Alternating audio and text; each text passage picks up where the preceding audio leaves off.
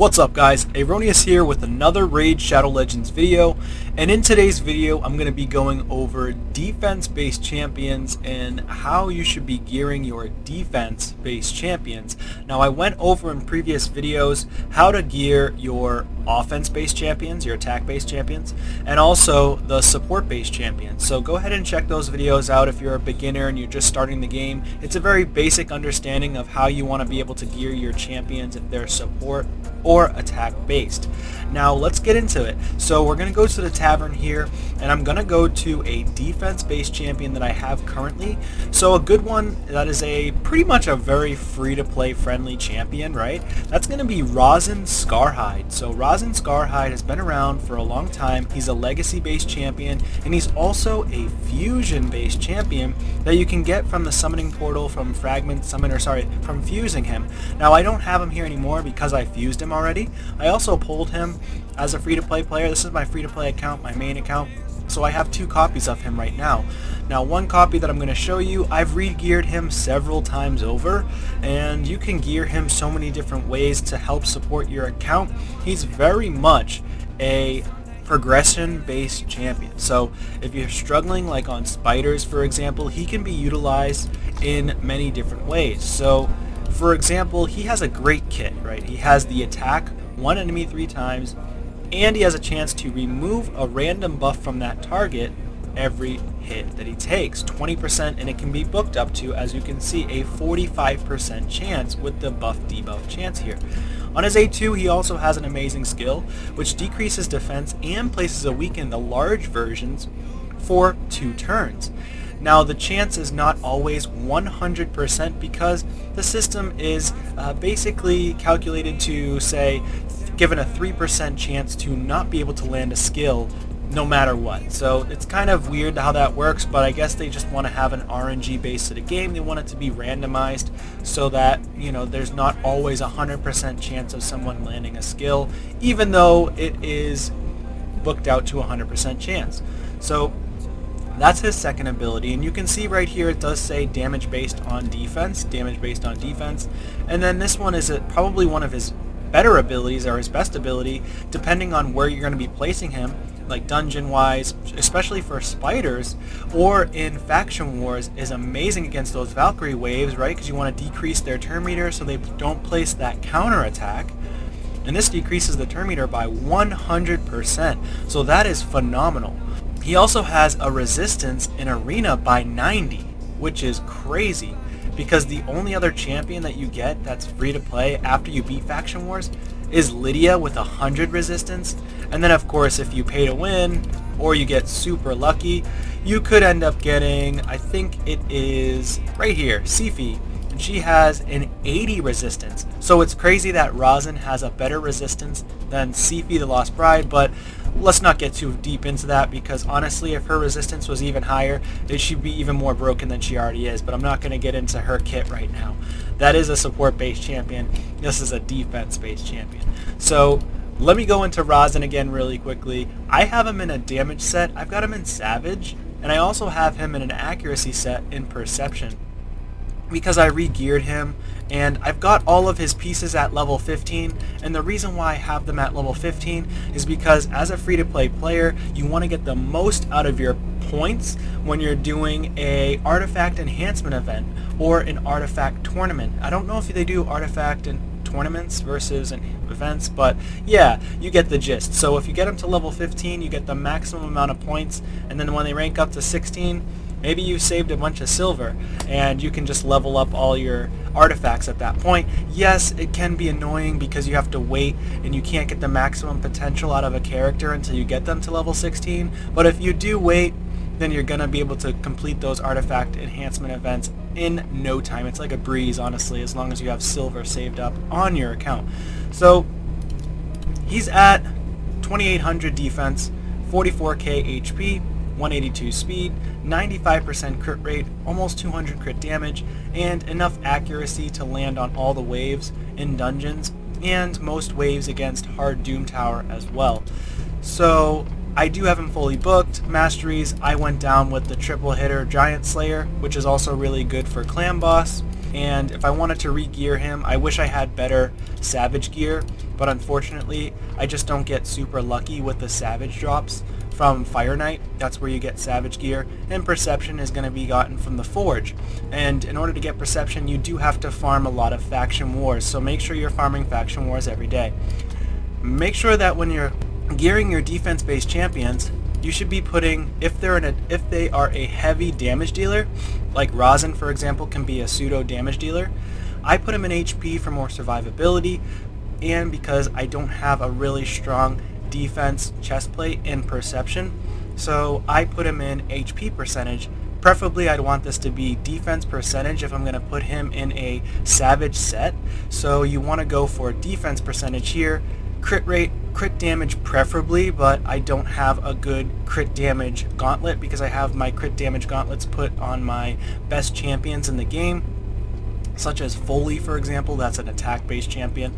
But yeah, so if I do get another good gauntlet, it's going to be crit damage, hopefully with a couple of rolls on crit rate, because you want to try to go for 100% crit rate and over 200 crit damage if possible. Now with this one scaling up, it's going to be 100% crit rate once this gauntlet is maxed out. So it's actually going to be over 100%. It's going to be about, what is it going to be? I think they can go up to 60%. So yeah, it's going to be about 110 crit rate after the fact, or 109 crit rate after the fact. So, you know, that's fine. It's not a big deal. But ultimately, I could end up getting crit damage here. I could end up getting something else here.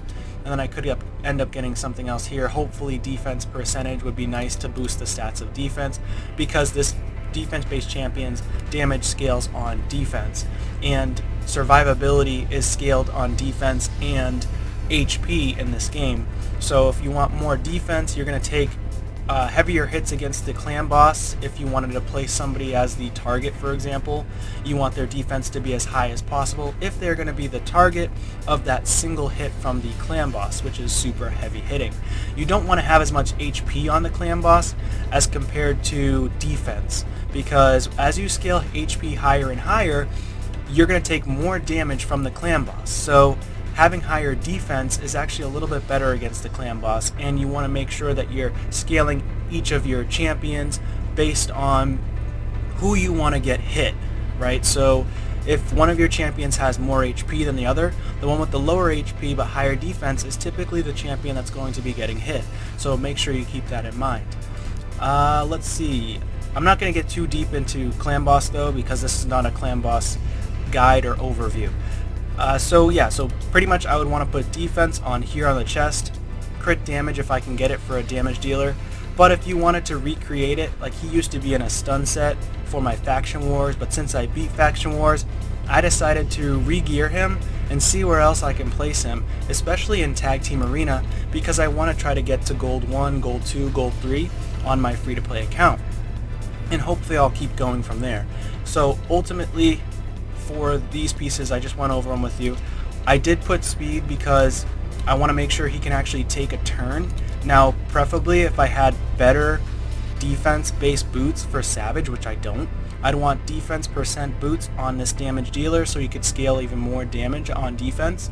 And then, but unfortunately, he would be super slow if I did.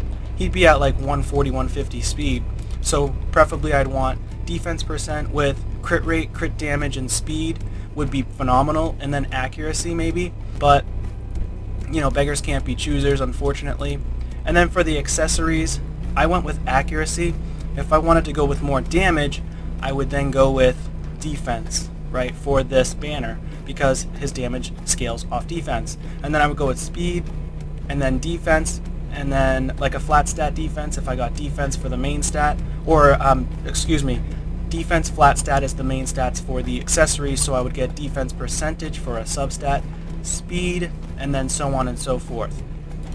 I would put this crit damage gauntlet on him, or crit damage amulet, I would keep that on him, and then I'd probably want to go for more accuracy. I just don't have the amulet that's going to support him for that. And then here I would go with defense percentage, so flat stat defense, and you can see defense percentage is on the substats. Of course, I got 2 unlucky rolls on flat stat HP, but again, eventually I'll get a better ring here for this lizard man, and Rosin. So there you have it. That's this champion here. I'm going to take him into a couple of battles just to showcase. Alright, so right now I am in Silver 1. So Silver 1, I'm doing okay with this, and I'm clearly going to get to Silver 2. I've gotten a Gold 1 before. I just don't really like to play tag team a lot because it's boring, and it's literally just arena over and over and over.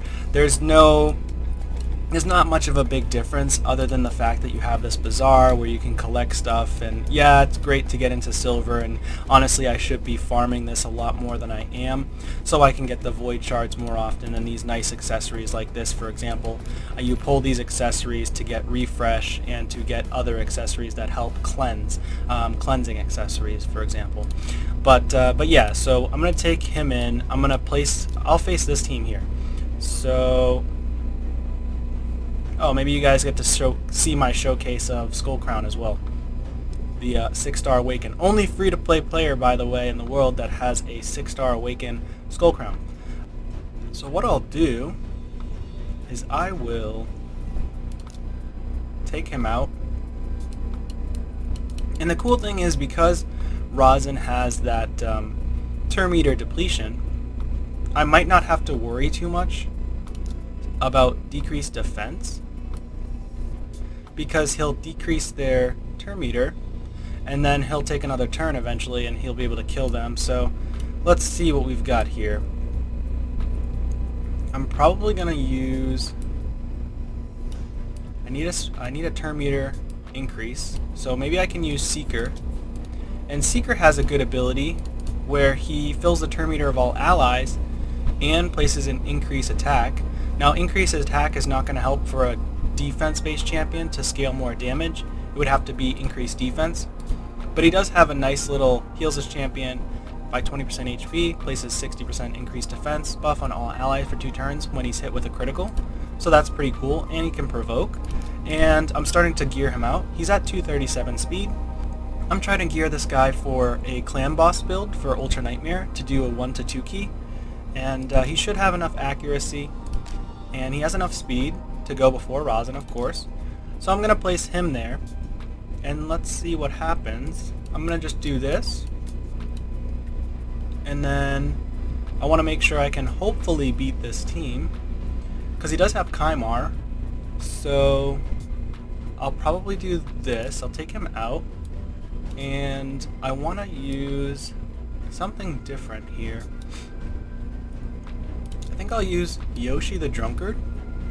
And Yoshi, hopefully, if Kymar takes a turn, we might lose. But, you know what, just in case, I will place my Scylla the Drakes, because she has tons of resistance. And I feel like he doesn't have as much accuracy as I have resistance, and I should be fine. So we'll see what happens. I could also use my Lydia, but I don't think I'll need to. So let's see what happens. So here's a showcase of my 6-star Awakened Skull Crown. Of course they were able to take a turn first, and I may lose because of that. That's cool. Unless my Skull Crown decides to absolutely demolish. Oh my god.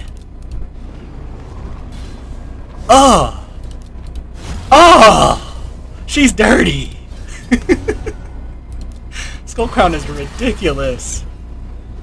If you guys do want to see more arena videos on my Skull Crown, she's ridiculous. I did put her in the counterattack masteries, and yeah, if I put her in like a retaliation set, 45% chance or 40% chance to retaliate if hit with a critical, I think she would be absolutely mental in arena. Alright, so we're going to do that. Of course, they put on the block buffs, or block debuffs buff.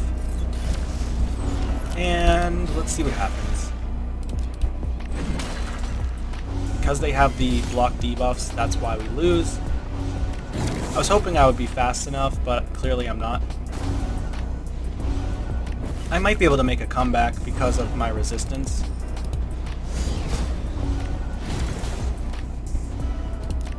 And there's the decreased accuracy. Even with the decreased accuracy, he still landed a provoke, which is not good, so that's definitely a loss.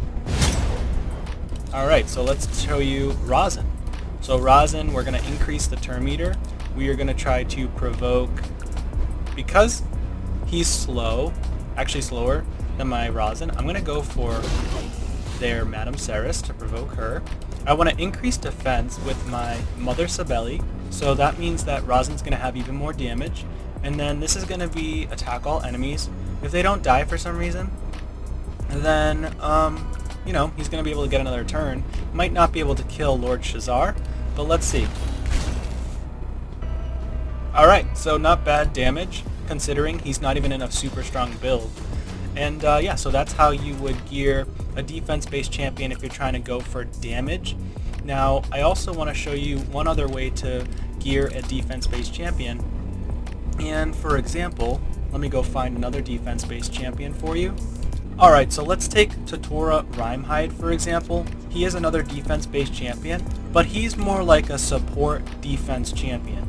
He does do some damage, but he's not as hard of hitting, I would say, as compared to a Rosin. He actually might scale a little bit lower in damage than Rosin, but he is a pretty decent champion for damage as well. And I would put him in War Master if I were to go down that route, and then I'd put him in Counterattack Masteries. And this is the guy that you want to try to put in like your high-end Doom Tower. You want to put him against Baumel.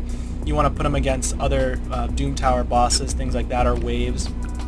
And also against Hydra, because he does have a decreased accuracy on the A1, which is phenomenal against Hydra.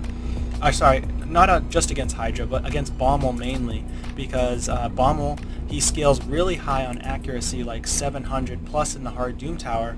So having the decreased accuracy on Baumel is going to be phenomenal, and you want to try to keep that decreased accuracy up the entire time. And the reason why I call this defense-based champion a support-based champion, he's kind of like a pseudo-support. Many of the defense-based champions in the game are like a pseudo-support type champion, where they provide increased defense, block debuffs, and block debuffs just means they won't land that. Hopefully they won't land decreased defense, they won't land decreased attack, or any of those annoying, pesky CC debuffs as well, like stun, fear, true fear, things like that. Like Aroneous, he slams you down with a true fear in the arena. You know, like for example, Gaius the Gleeful, he's going to put those bombs, but with the block debuffs, you will not get the bombs. And Aroneous places it for 2 turns. And the increased defense is also going to allow for more survivability to take less damage as well. So he also has this other ability, attacks all enemies, places a perfect veil, shields himself so that he becomes the initial target, and that your allies are kind of shrouded so that they can only be damaged by attack all enemy skills. And if you're going up against somebody and you put this guy in your defense, for example, in Tag Team Arena or an arena in general, and he's going really fast, and he places this ability first with somewhat decent damage and, you know, a high amount of HP, right? Because the shield buff is equal to for 2 turns equal to 20% of the damage inflicted. So if he does have high damage, then maybe he places a decent sized shield. They're not huge because he doesn't hit that hard, but he does hit somewhat hard. So you have him with decent damage, he places a decent sized shield, and then your team is protected by Perfect Veil. And then he also has an amazing passive. When he gets attacked, reflects 30% of the damage this champion receives back to the attacker, and has a chance of freezing that attacker as well. Of course, it doesn't work against bosses and things like that, but it does come in handy. He also has an allied defense in Doom Tower battles by 35%. That's huge. And of course, if you get blessings on this guy, then it just becomes a whole nother ballgame. But for this champion, I would gear him in high HP, make him tanky, as high a speed as possible. I don't have mine built for damage because, again, I don't think he's all about damage. I think he's more about support, keeping your team alive, and placing the decreased accuracy as well. I put him in a regen set to try to survive longer, especially against Baumel.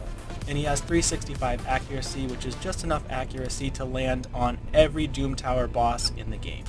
So that's how you would gear your champions if they're defense-based. Please subscribe to the channel if you haven't already. If you enjoyed this video and this helped you by any means, please go ahead and like this video. Again, subscribe to the channel would be super helpful for this account. Thank you again, and we'll see you on the next one. Peace.